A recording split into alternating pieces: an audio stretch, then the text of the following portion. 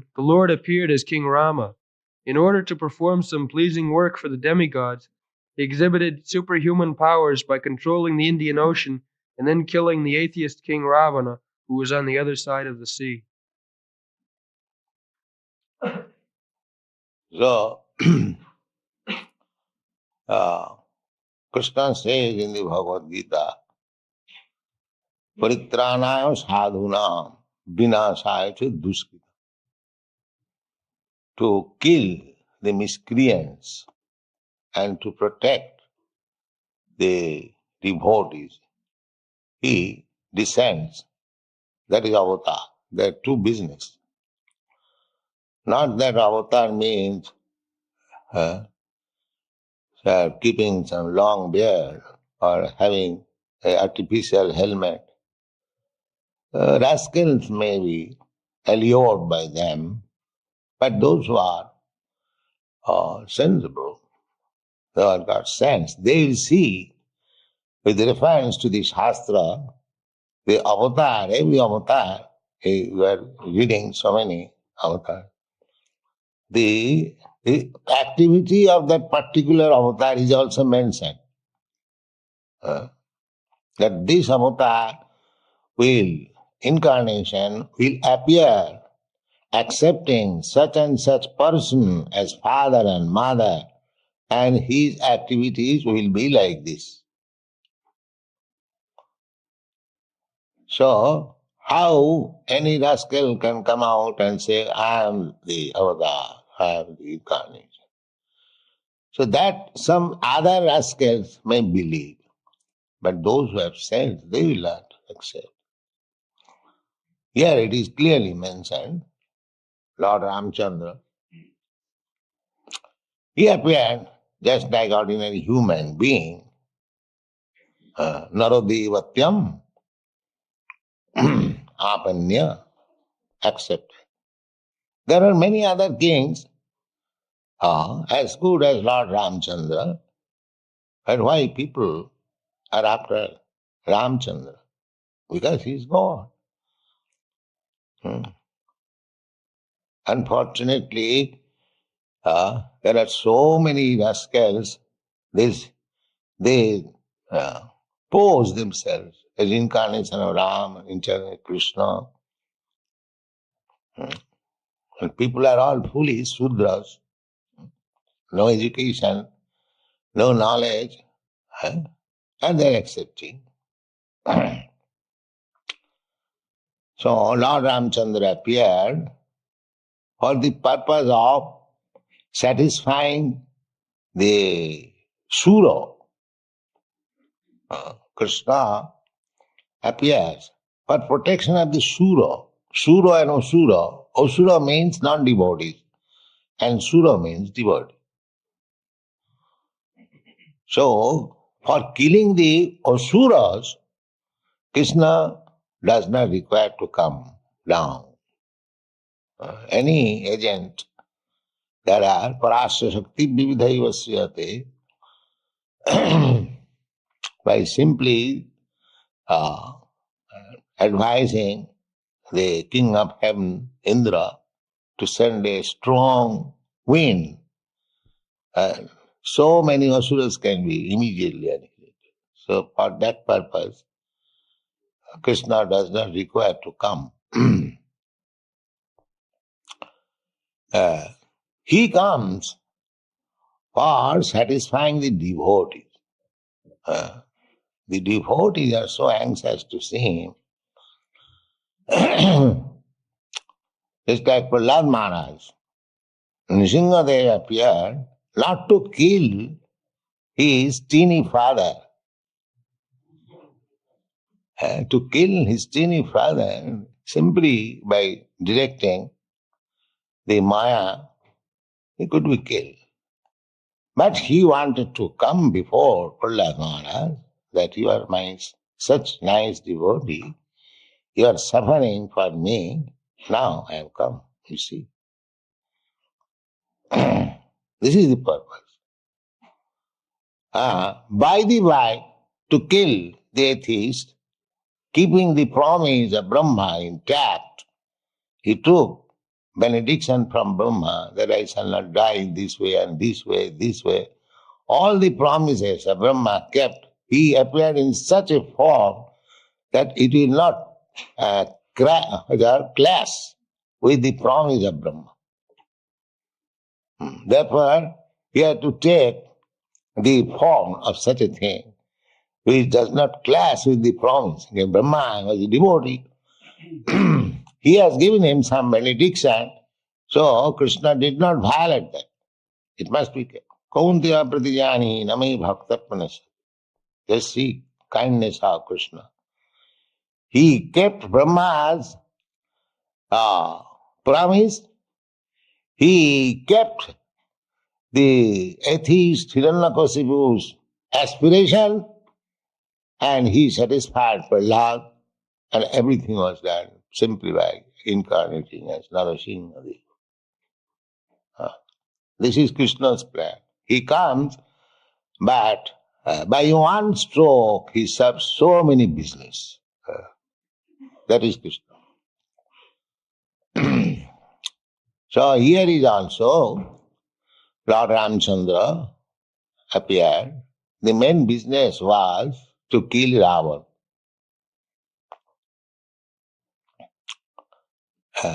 Not main business. Main business is to satisfy the devotee side by side to kill Ravan. And Ravana was on the other side of Indian Ocean. So Hanuman, a devotee of Ramchandra, he jumped over the ocean simply by chanting Jai Ram.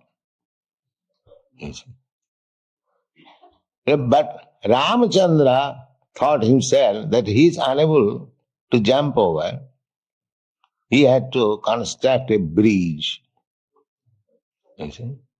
But what kind of bridge?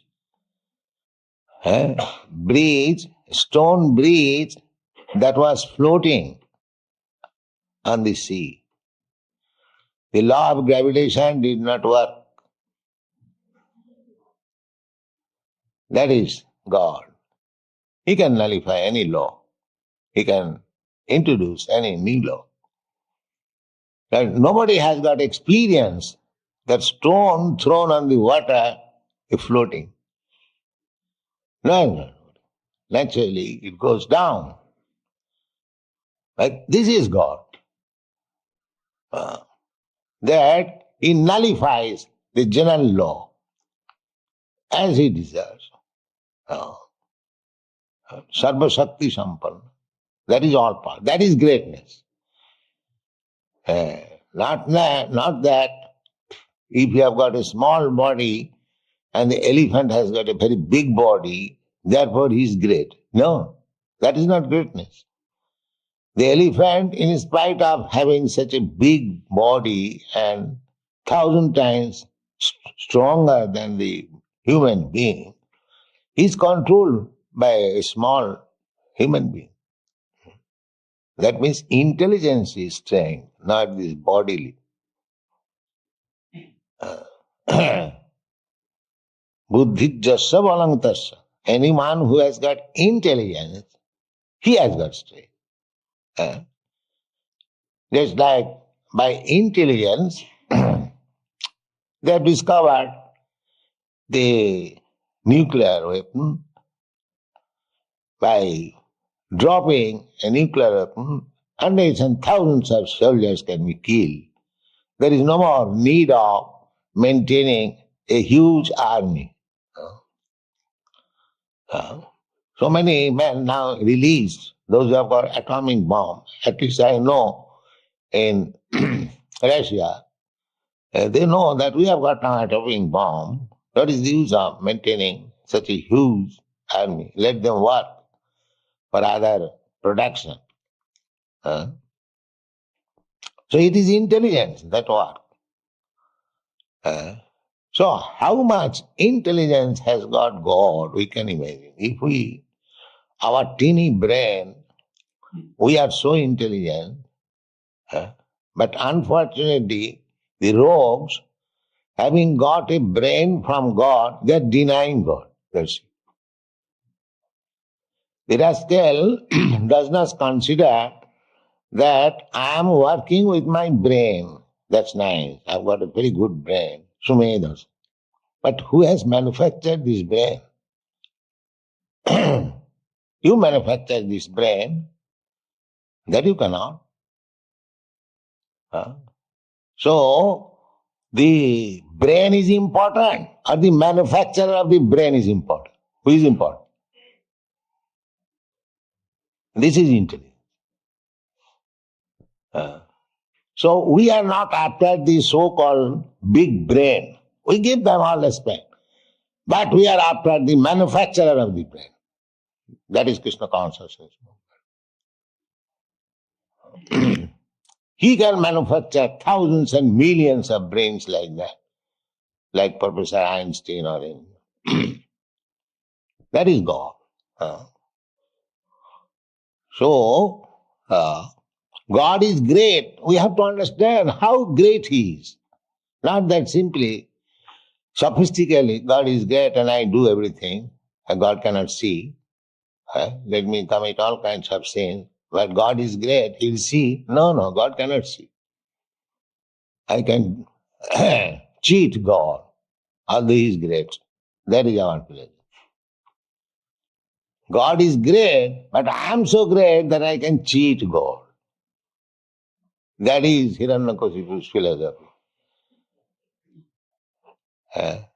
But God proved, yes, you have cheated Brahma in so many ways with the idea that we live forever. Now see, I am here.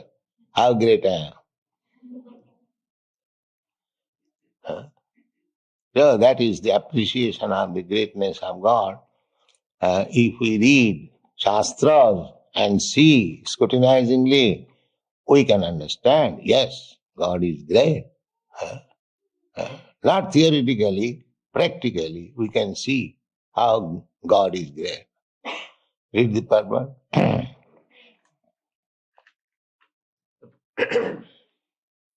The personality of Godhead Sri Rama assumed the form of a human being and appeared on the earth for the purpose of doing some pleasing work for the demigods or the administrative personalities to maintain the order of the universe. Sometimes great demons and atheists like Ravan and Hiranyakashipu and many others become very famous due to advancing material civilization by the help of material science and other activities, with a spirit of challenging the established order of the Lord. For example, with the attempt to fly to other planets by material means is a challenge to the established order. The conditions of each and every planet are different, and different classes of human beings are accommodated there for particular purposes mentioned in the codes of the Lord. But, puffed up by tiny success in material advancement, sometimes the godless materialist challenges the existence of God. Ravana was one of them, and he wanted to deport ordinary men to the planets of Indra, or heaven, by material means, without consideration of the necessary qualifications. He wanted a staircase And just now, they are planning that everyone will go to the moon planet without any qualification. That is their plan. It is Ravan's plan. Ravan said that why you are undergoing so much severe austerities to go to heaven. I shall make a staircase and you go directly without having performed any austerities. So, to go to the moon planet, according to the Vedic description, it requires a qualification. The moon planet, there is one of the heavenly planets, and if anyone can go there, he gets 10,000 of years span of life. And the standard of living is very higher than this planet. These are the description of the Vedic literature. And the Bhagavad Gita also it is said, Janti Deva Brata Devan. If you want to be promoted to a heavenly planets, then you just perform the duties to please the particular demigod. You will be. So, these materialist scientists, they are thinking that they can go anywhere by the force of their so-called scientific advancements. But it has not proved successful till now. But still they will say, yes, in future we shall go. All right, in future. Trust no future, have a present. That's all. One. He wanted a staircase to be built up directly reaching the heavenly planet, so that people might not be required to undergo the routine of pious work necessary to enter that planet. He also wanted to perform other acts against the established rule of the Lord. He even challenged the authority of Sri Rama, the personality of Godhead, and kidnapped his wife Sita. Of course, Lord Rama came to chastise the atheist, answering the prayer and desire of the demigods. He therefore took up the challenge of Ravan, and the complete activity is the subject matter of the Ramayana. Because Lord Ramachandra was the personality of Godhead, he exhibited superhuman activities which no human being, including the materially advanced Ravan, could perform. Lord Ramchandra prepared a royal road on the Indian Ocean with stones that floated on the water. The modern scientists have done research in the area of weightlessness, but it is not possible to bring in weightlessness anywhere and everywhere. But because weightlessness is the creation of the Lord, by which he can make the gigantic planets fly and float in the air, he made the stones, even within this earth, to be weightless, and prepared a stone bridge on the sea without any supporting pillar. That is the display of the power of God. So, incarnation in the Shastras, here in the Srimad Bhagavatam, some of the incarnations are described, but all incarnations are described in the Shastras. We should not be blind to accept any rascal and rogue as incarnation of God. Incarnation of God is not so cheap. That we should understand. Thank you.